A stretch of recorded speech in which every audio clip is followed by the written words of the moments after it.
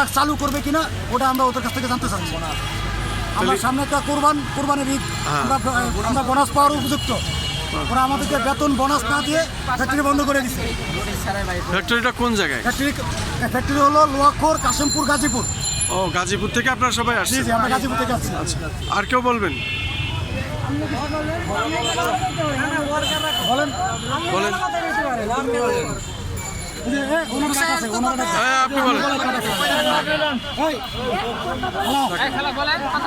কথা বলেন, টাকা দেন।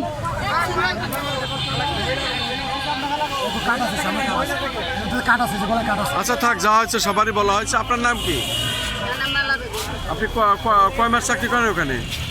5 বছর ধরে চাকরি করি। 5 বছর? তা হচ্ছে গিয়ে কোম্পানির নাম কি? দিন কোম্পানি। আর মালিকের নাম? মালিকের নাম বাকেরাজি। এখন আপনারা ঈদ চাচ্ছেন, এখন আপনারা ঈদ বোনাস চাচ্ছেন, বেতন চাচ্ছেন? আমরা বেতন চাইছি, ঈদ বোনাস চাইছি, কাজ ছাড়াই আঙ্গর বাইর করে দিছি, আঙ্গর বেতন বোনাস ছাড়া বাইর করে দিছি। তাই? জি। তাহলে এখন আপনারা এই প্রতিবাদ জানানোর জন্য আজকে প্রেস ক্লাবের সামনে আসছেন? হ্যাঁ। আচ্ছা আচ্ছা আচ্ছা। জোর করে রিজাইন দেওয়া হয়েছে, অনেকে জোর করে রিজাইন দেওয়া হয়েছে। শুধু দর্শক শুনলেন, এই ঈদের সামনে, কুরবানি ঈদ সামনে, তাদের জোর করে কোম্পানি থেকে বের করে দেওয়া হয়েছে এবং তাদের বেতন বোনাস না দিয়ে তারা এই অভিযোগ জানানোর জন্য সাংবাদিকদের শরণাপন্ন হয়েছেন জাতীয় প্রেস ক্লাবের সামনে। আমি সেটাই তুলে ধরার চেষ্টা করছি এবং সেটা দেখাই যাচ্ছে। আসলে মূলত এরা প্রত্যেকেই শ্রমিক। হলো অবস্থা আজকের বিষয়টি।